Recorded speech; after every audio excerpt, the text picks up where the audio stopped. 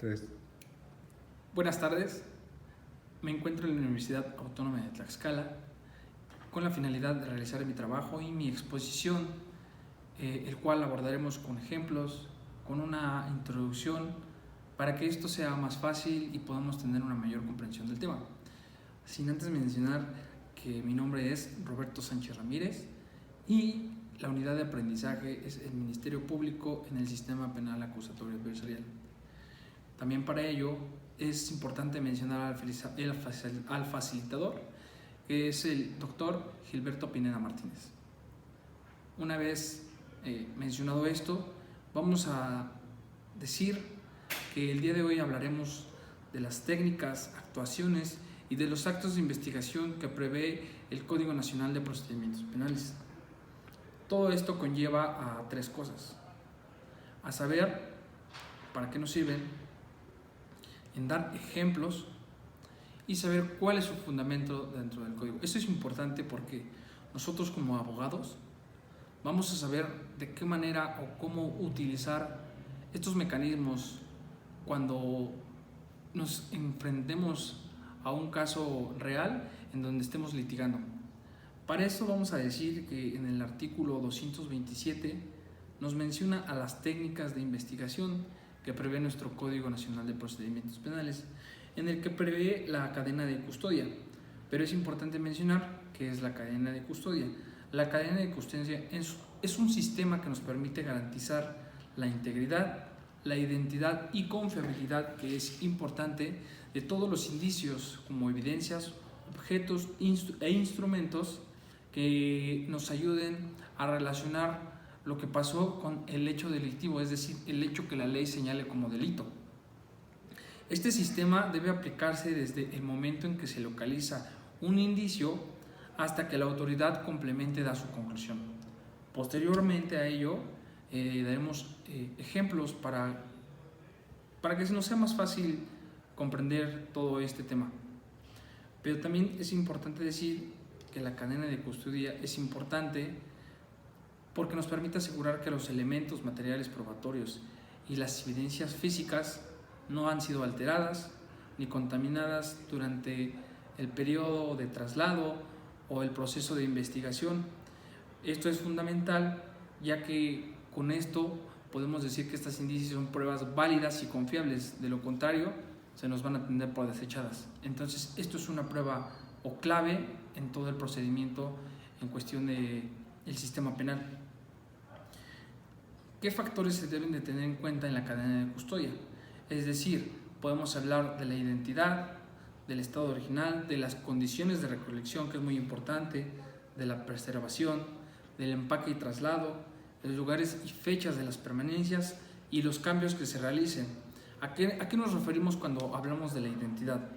Es decir, que se debe garantizar que el indicio ha sido el mismo desde que se encontró en el hecho hasta en el lugar del hallazgo.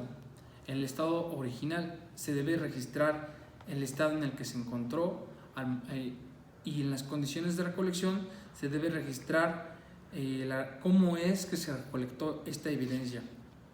Pasando al empaque y traslado, aquí se garantiza que el indicio esté bajo custodia, es decir, que hay una persona o una institución que esté a cargo o que lo tenga en su posesión.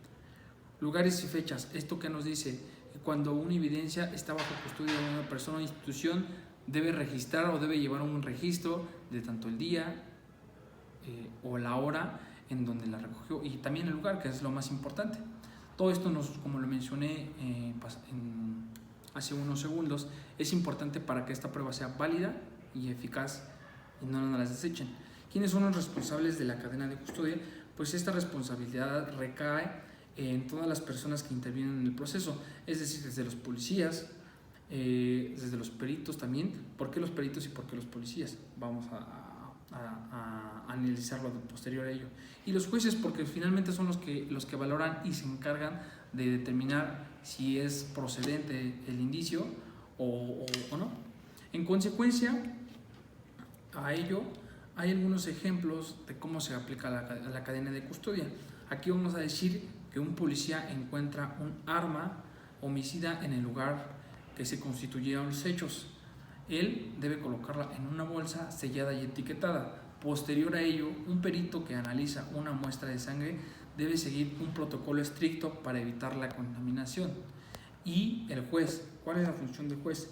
El juez verifica que la cadena de custodia haya sido correctamente admitida antes de la prueba a juicio. Como conclusión a ello, podemos decir que la cadena de custodia es una herramienta que nos permite garantizar la justicia en el sistema penal. Algo que me pareció importante dentro de esto es algo que se da día a día, que en el artículo 239 nos dice cuáles son los requisitos para el aseguramiento de vehículos, tratándose de delitos en cuestión de tránsito. Por ejemplo, aquí encontramos que de los requisitos es que el vehículo no tenga reporte de robo, que el vehículo se encuentre relacionado con el hecho delictivo. El vehículo no tenga reporte de robo lo debemos de verificar, por ejemplo, en el REPUBE, y que el vehículo no se encuentre relacionado con otro hecho delictivo. ¿Por qué? Esto es importante, ya que, por ejemplo, si hay un robo o hay una situación distinta a ella y ya tiene un antecedente, es algo que nos puede complicar la situación referente a ello. Que no se haya dado oportunidad a la otra parte de solicitar prácticas o peritajes necesarios y que no exista una posición fundada de la devolución por parte del tercero o de la aseguradora. Con ello podemos decir que para que se nos pueda devolver un bien asegurado, el Ministerio Público deberá resolver el no ejercicio de la acción penal, o cuando la autoridad judicial levante el aseguramiento de no decretarse el decomiso de conformidad con lo dispuesto en la ley. La devolución se realizará en el estado físico o conservación conforme a la naturaleza de lo adquirido.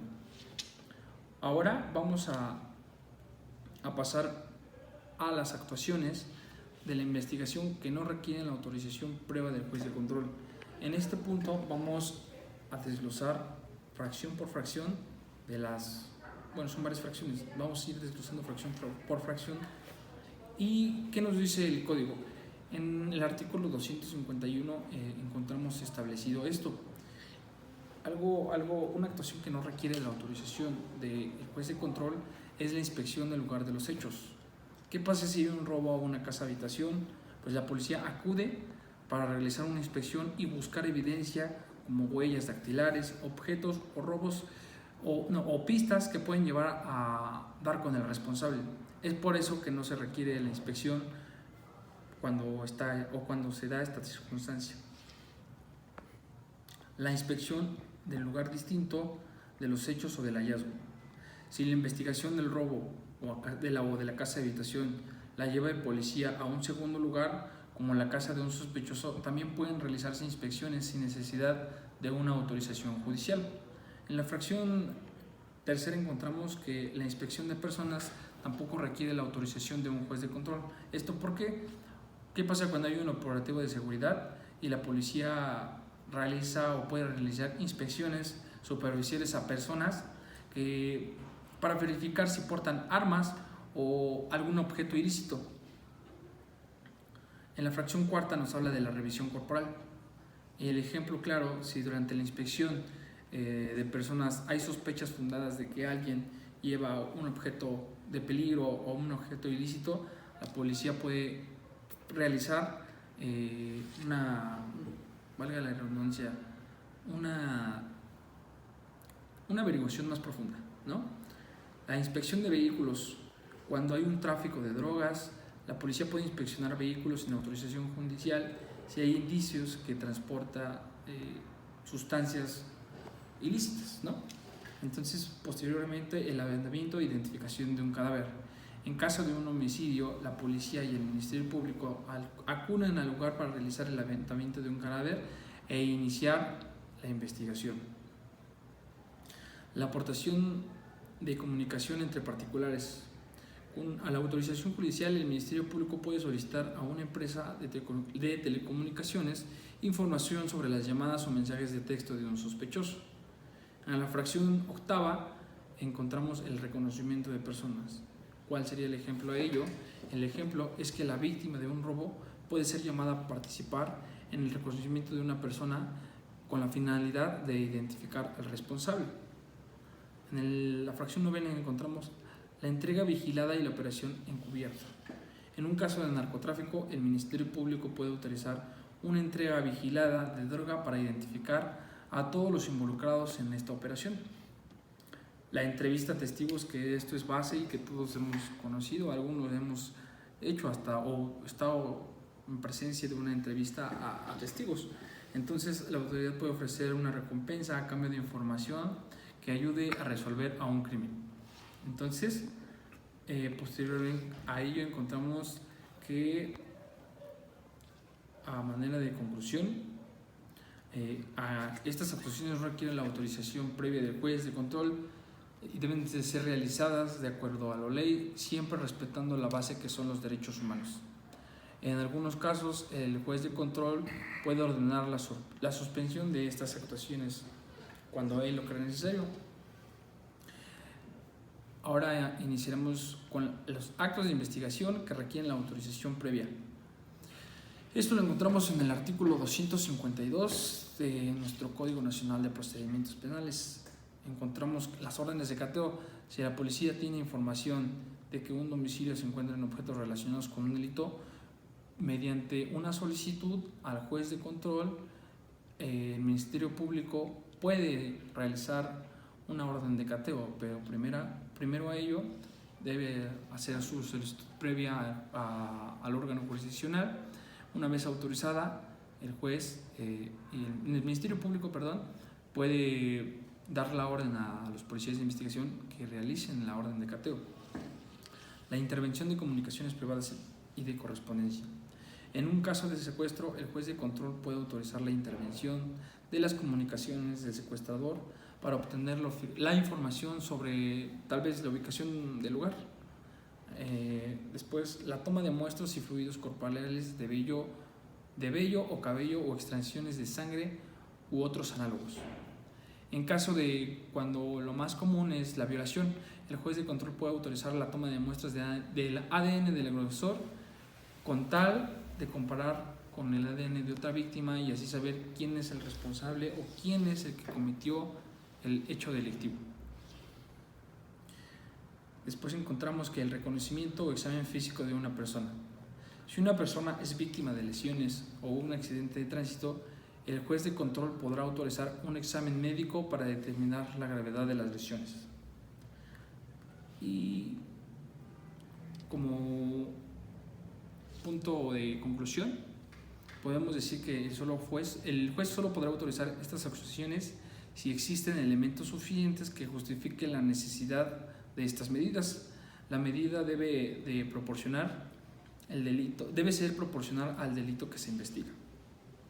Con ello, podemos decir que los actos de investigación que contempla el Código Nacional de Procedimientos Penales son de suma importancia para saber qué es lo que conlleva y cómo hacer una correcta valoración de todos los actos de investigación que son solicitados y saber cuáles requieren la autorización del Ministerio Público, del juez de control y cuáles no. Bueno, uno de estos, los actos de investigación deben cubrir diversos parámetros y, como lo mencioné, siempre pegándose a derechos humanos. Tenemos derecho a probar conforme a un principio y esto, pues, de los datos y medios inclusive se deben desahogar dentro del procedimiento, deben ser lícitas, siempre obtenidas apego a derechos humanos. ¿Esto qué pasa? Esto puede pasar desde la audiencia inicial o incluir antes hasta la audiencia de juicio. ¿Por qué? Porque todas estas pruebas es lo que vamos a llevar en el proceso penal. Entonces, los datos y medios de prueba que se desahoguen dentro del procedimiento deben ser lícitas, esto lo mencionamos, y deben de realizarse una correcta valoración de pruebas, atendiendo siempre a la lógica y a la experiencia. Entonces, con esto nosotros vamos a acreditar lo que hemos formulado en la acusación desde el lado del Ministerio Público, o en su caso desacreditar por parte de la defensa. Esto nos conlleva no solamente a la audiencia de juicio, inclusive a la audiencia inicial, y aún después, cuando estemos en todas y cada una de las pruebas, cuando cada una de estas pruebas se lleven a juicio, ya no son medios de prueba ni datos de prueba, aquí ya se convierten en prueba plena. Existen dos momentos que hay que verificarlos y hay que diferenciarlos. Primero, si tenemos una persona detenida, el Ministerio Público tendrá sus primeras 48 horas para realizar actos de investigación respecto del delito que se persigue, o inclusive momentos antes de iniciar la acción penal en contra de alguien. Entonces tenemos una investigación desformalizada. ¿Por qué? Porque el Ministerio Público tiene una denuncia y desarrollará actos de investigación para que en su momento se lleven ante el juez de control. Después tendríamos una etapa posterior, que es la que se da entre el cierre de investigación y la vinculación a proceso. A ello encontramos que el Ministerio Público como el asesor jurídico podrán ofrecer este tipo de pruebas. Los defensores podrán realizar nuestras investigaciones igual para desacreditar todo eso. Bueno, eso fue mi participación el día de hoy. Espero que haya sido digerible. Muchas gracias.